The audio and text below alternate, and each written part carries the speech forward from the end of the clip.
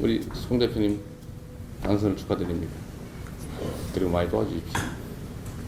그 김용태 우리 위원장님은 퇴임이 예정돼 있는 건가요? 예, 6월 30일까지. 딱 정해져 있어요. 그동안 고생 많으셨습니다. 다른 야당들도 한꺼번에 보자 이런 또 요구도 있긴 하던데 아무래도 좀 밀도 있게 말씀을 좀 들어보려면 원내교섭도 않지만 따로 뵙는 게 좋을 것 같아서 제가 좀 서둘러 뵙자고 부탁을 드렸습니다. 진심으로 감사드립니다. 정치가 국민의 삶을 더 낫게 하기 위한 소임을 다하기 위해서는 여당과 또 야당이 그 역할을 다해야 된다고 생각합니다. 오늘 대통령님께서 또 좋은 자리, 귀중한 자리를 마련해 주셨는데 제가 7가지 정도 좀 제언을 드리고 싶어서 정리를 좀 해왔습니다. 첫째는 경제성장, 민생 문제입니다. 국민의힘은 지난 문재인 정부의 소득주도 성장이 현 정부에서 재정주도 성장으로 재현되지 않기를 정부 여당에 요청하고 싶습니다. 전 세계가 전쟁과 공급망 위기에 따라서 경제 불안정성이 계속 높아지고 있습니다. 정부의 확장 재정이 물가 상승을 가중시킬 수 있다는 점을 면밀하게 검토해 주셨으면 좋겠습니다. 둘째로 외교 및 안보 문제입니다. 대통령께서 G7 정상회의를 통해서 대한민국 외교 정상화에 물꼬를 트고 또 미래지향적 한일 관계로 나아가는 모습을 보여주신 점 매우 인상 깊었습니다. 동시에 한미 정상회담이 조속히 성사되어 동맹을 강화하고 관세 문제 등 양국 간 불안정성이 조기에 해소되기를 기대하겠습니다. 세 번째로 인사 문제입니다. 대통령의 공정하고 투명한 인사는 소통과 협치의 지표가 됩니다. 정권마다 되풀이되는 인사청문회 파행을 시정하기 위해서 합리적인 제도와 관행 마련이 시급합니다. 정부 여당에서 문재인 정부 때 인사 5대 원칙과 같은 원칙을 제시하고 국회에서 먼저 합의하는 방안을 검토해 주시기 바라겠습니다. 넷째로 사법부의 독립 문제입니다. 대통령님께서 공직선거법이나 재판중지법 등 민주당의 대통령 재판 관련 입법 추진에 제동을 거신 것은 다행이라고 생각합니다. 사법부의 독립과 모든 국민은 법 앞에 평등하다는 헌법 가치, 민주공화국을 유지시키는 핵심 기둥입니다. 대통령께서 앞으로도 대통령의 재판과 관련된 입법은 없을 것이며 대통령의 재임 전 진행 중인 재판 진행 여부에 대해서는 사법부의 헌법 해석에 전적으로 맡긴다는 것, 그리고 만약에 사법부가 재판을 연기한다면 임기가 끝나고 재판을 받겠다는 것을 약속해 주신다면 민주공화국의 헌법 정신을 국민들께서 체감하는 데 크게 기여할 것이라고 생각이 듭니다. 다섯째는 국가개혁 과제입니다. 연금, 의료, 노동, 교육개혁 등 중요한 개혁 과제가 산적해 있습니다. 전 정부가 이러한 개혁을 시도했지만 여러 가지 이유로 실현되지 못했습니다. 대통령께서 구조적인 개혁 과제에 대한 명확한 방향을 제시해 주시면 국민의힘도 적극적으로 논의에 참여하겠습니다. 여섯 번째는 서울 부동산 대책입니다. 지금 서울 부동산 가격 급등으로 많은 서울 시민과 국민들께서 매우 불안해하고 계십니다. 진보 정권이 들어서면 집값이 급등한다는 한간의 이야기가 이번에는 반복되지 않기를 간절히 바라겠습니다. 마지막으로 국가 시스템 개혁입니다. 그 중에서 검찰과 법원 시스템은 국가기구의 근간을 이루는 사항으로서 이에 대한 큰 개혁은 마땅히 7공화국 개헌 논의 속에서 담아내야 할 부분이라고 생각이 듭니다. 또한 7공화국이 6공화국과 확연히 달라야 하는 핵심 가치는 저는 개인적으로 국민 통합이라고 생각합니다.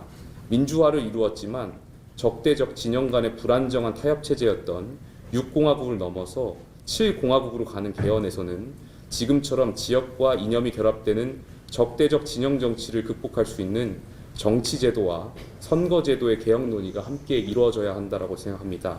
오늘 이 자리가 국가의 방향을 함께 수기하는 협치의 장이 되기를 바라겠습니다. 우리가 야당으로서 비판할 거는 비판하겠지만 또 소통하고 협치하면서 협력할 거는 적극 협력해서 국가가 잘 되기를 기원합니다. 그런 점에서 아마 우리 김용태 비대위원장도 제언을 하신 것 같고 저도 몇 가지 좀 말씀을 좀 드리려고 합니다.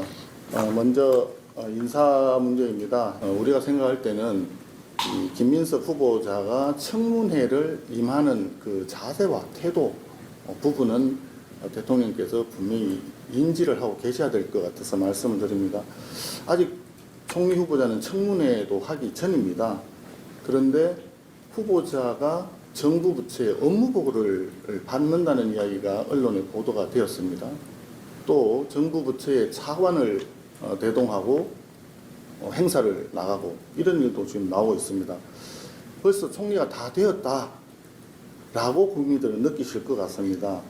인사청문 대상자가 청문회에 필요한 자료 제출은 하지 않고 청문위원을 조롱하고 비아냥대는 글을 또 올리고 있습니다.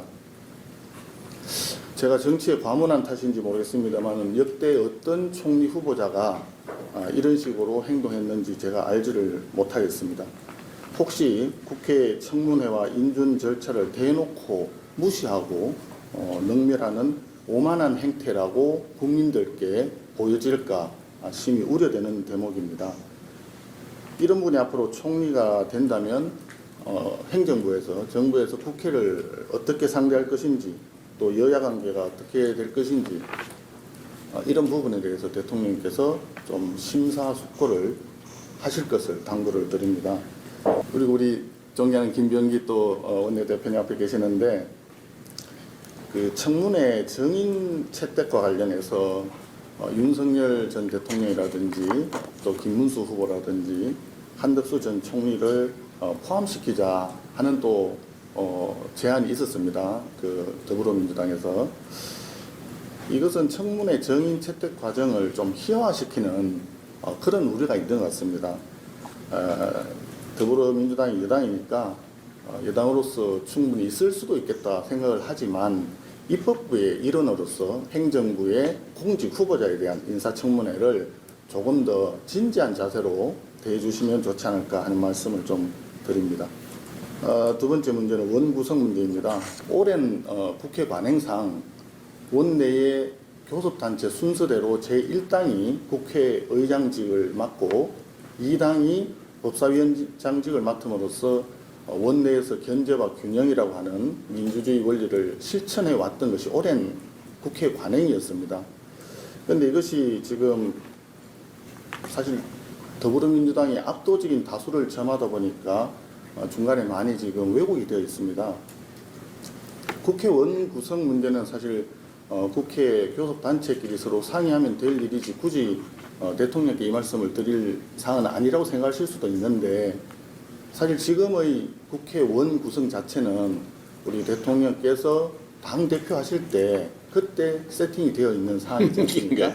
한마디로 이재명 더불어민주당 대표의 숨결이 고스란히 남아있는 그런 사안이라고 보여집니다. 그래서 대통령께서도 이런 부분을 결자해지하는 마음으로 다시 한번 봐주시기를 좀 부탁을 드립니다. 대통령께서 다시 한번 정치 복원, 국민 통합, 진정한 의미에서 할 수 있도록 좀 지혜를 좀 내주시기를 부탁을 드립니다. 야당 대표님들께서 몇 가지 말씀을 해주셨는데요. 거기에 대해서 저도 의견을 갖다가 좀 내야 될 것 같습니다. 국민 통합과 그리고 정치 복원 좋은 말씀입니다만 그것을 지난 3년 동안 줄기차게 요구했던 것은 저희 쪽이었고요. 사실 외면했던 것은 윤석열 정부였습니다. 그렇다고 한다면 저희가 지금 추경과 그리고 여러 가지 위원장 문제 이런 것들이 있는데 사법 독립 이런 문제들이 있는데 이런 거를 갖다가 정말로 잘할 수 있는 일단 기회를 줘야 된다고 생각을 합니다. 처음부터 염려하지 마시고 기회를 주시고 그 허니문이라는 게 그런 거의 한 종류 아니겠습니까? 추경 같은 문제만 봐도 윤석열 정부에서 아쉽고 정말 실패한 것을 반복하지 않겠다는 의지입니다. 그것이 100% 잘 될지 안 될지 그건 모릅니다. 근데 저희는 이런 방법으로 하면은 돌파할 수 있다고 생각을 하는 것이기 때문에 그렇게 추경을 요구한 것이고 그렇다고 한다면 기회를 줘야 된다고 생각합니다. 그리고 인사 문제가 나오고 있는데 사실 제가 과문하지만 외람되지만 인사가 제 주특기입니다. 인사에서 할 때 항상 보는 것이 있습니다. 뭐냐면 인사는 여론에 흔들리면 그 인사는 망하는 겁니다. 그리고 두 번째로 인사에 있어서 확인되지 않은 사실, 그것을 거기에 흔들리기 시작하거나 또는 그 공개되지 않는 사실, 그런 사실에 의해서 이 인사를 거기에다 중점을 두기 시작하면은 그 인사는 제대로 진행이 안 됩니다. 그래서 저는 이 총리 문제에 한정을 하면 그래서 청문회가 있다고 생각을 합니다. 그러니까 청문회에서 모든 걸 다 들어보시고 판단하셔야 된다. 그러니까 청문회가 열리기도 전에 이거를 저희가 어떤 사실로 비정을 한다는 것, 그건 매우 부적절하다, 이렇게 생각이 됩니다. 그래서 사실 이번에 청문회를 보면서, 그리고 이전서부터 계속 논의되었던 사실입니다. 정부가 바뀌면은 사실 이 문제들을 갖다가 이 문제들에 대한 태도가, 스탠스가 바뀌고 한 것이 인사청문회에 관한 상황입니다. 저는 이 인사청문회, 인사를 전공한 사람으로서 이 인사청문회 법 자체에 근본적인 문제가 있다고 생각을 합니다. 그거는 야당, 우리 국민의힘도 깊게 인식을 하고 동의를 할 것입니다. 그래서 인사차제, 이 인사청문회법의 개정 문제에서부터 시작해서 근본적인 법 개정을 통해서 정말로 저희가 적절한 방법을 통해서 그러니까 후보를 갖다가 후보를 고를 수 있는 그런 제도가 생겨나야 된다고 생각합니다. 잘 아시겠지만 정말로 유능한 인재가 거부하는 경우들이 왕왕 생깁니다. 그거는 뭐 국민의힘 정부에서도 마찬가지였고요. 문재인 정부에서도 마찬가지입니다. 이번 정부에서도 이대로 좀 마찬가지일 거라고 생각을 합니다. 그리고 사법 독립에 대해서 말씀하셨는데요. 정말로 우리 국민의힘에서 진정성을 보이려면 요구하기 전에 저는 반성하는 것이 죄송합니다. 반성하는 것이 먼저라고 생각을 합니다. 그럼 윤석열 전 대통령 그 일가에 대해서 단호하고 흔들림 없는, 그러니까 그런 척결 의지를 갖다 좀 보여야 된다고 생각합니다. 이 모든 것이 저희가 시작한 것이 아니고 12월 3일 친위 쿠데타에 의한 내란으로부터 시작이 된 것이거든요. 그렇다면 이 국가를 갖다 누란의 위기에 빠뜨린, 그리고 어쨌든 거기에서 그 윤석열 대통령을 갖다가 배출했던 국민의힘에서 진정 어린 반성의 토대 위에 협치에 나섰으면 하는 바람입니다. 공개석상에서 말이 너무 많은 것 같아서 이만 줄이겠습니다. 초대해 주셔서 대통령 진정 감사드립니다. 이것도 얘기하는 중 아니겠어요?